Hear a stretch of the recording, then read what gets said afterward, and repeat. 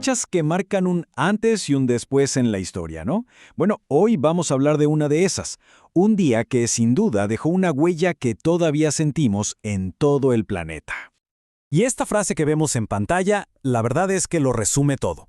Lo que pasó esa mañana fue mucho más que un golpe a un país, fue un sismo que literalmente cambió las reglas del juego a nivel mundial para las siguientes décadas.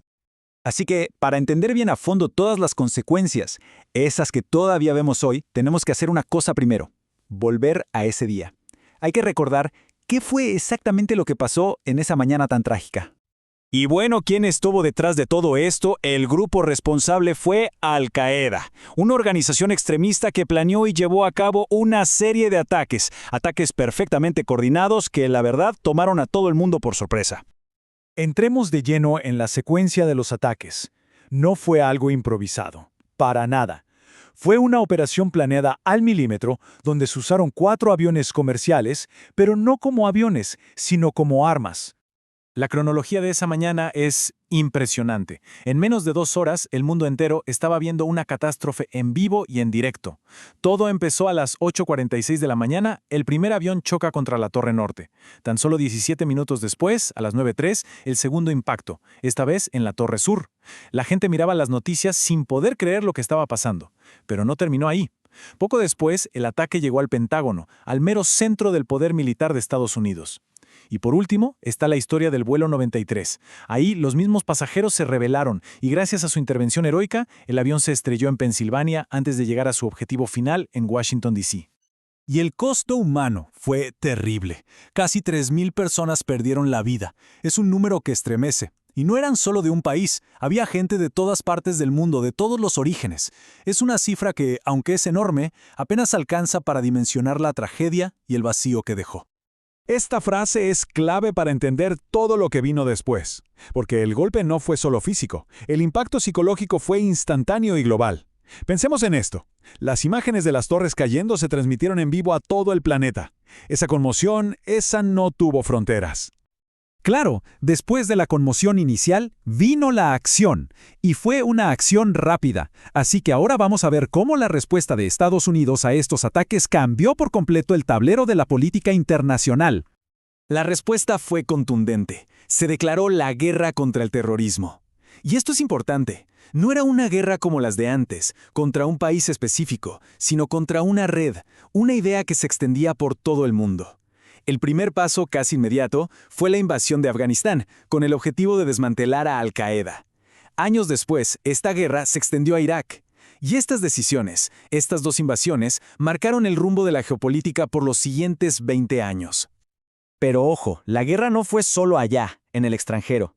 A nivel interno, los cambios fueron gigantescos. De repente, aparecieron nuevas agencias como el Departamento de Seguridad Nacional, y algo que todos hemos vivido. Los viajes en avión cambiaron para siempre. Esos controles de seguridad súper estrictos que hoy son normales, nacieron ahí. Y no solo eso, también se implementaron nuevas, y hay que decirlo, muy polémicas políticas de vigilancia. Básicamente, se cambió el chip, de reaccionar a los problemas a tratar de prevenirlos a toda costa. Ok, ya vimos la respuesta inmediata. Pero, ¿qué pasó a largo plazo? Vamos a explorar ahora cómo todos esos cambios terminaron creando un impacto que duró y que dura hasta hoy, afectando a la sociedad de formas muy profundas y personales en todo el mundo. Y este cuadro comparativo es que lo dice todo. Es un antes y un después clarísimo. Antes del 11S, para mucha gente el terrorismo era algo que pasaba por allá lejos, un problema regional. Pero después, de repente, se convirtió en una amenaza global, algo que podía pasar en cualquier momento y en cualquier lugar. La sensación de confianza que existía se fue, y en su lugar llegó una nueva era de vigilancia y sí, de mucha desconfianza. El legado social de todo esto es complicado. Tiene 2 caras. Por un lado, sí, hubo una ola de solidaridad mundial increíble, la gente se unió. Pero por otro lado, los ataques también sirvieron para alimentar prejuicios y divisiones, sobre todo contra las comunidades musulmanas. Y quizás lo más importante es que se abrió un debate que sigue más vivo que nunca, el equilibrio entre libertad y seguridad. ¿Hasta dónde se puede llegar para estar seguros? ¿Qué se sacrifica en el camino? Ya para ir cerrando, vamos a reflexionar un poco sobre esto, sobre cómo el mundo ha ido procesando este evento a lo largo de los años, y sobre todo las preguntas gigantes que nos dejó.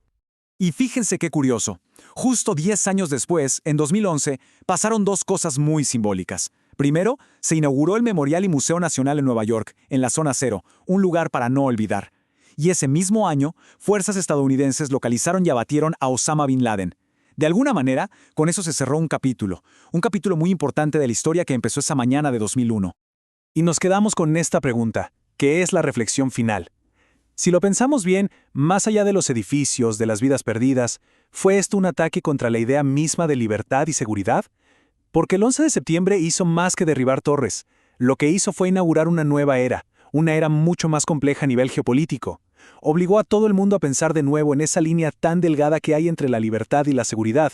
Y esa reflexión, después de tantos años, sigue siendo igual de importante, o incluso más que antes.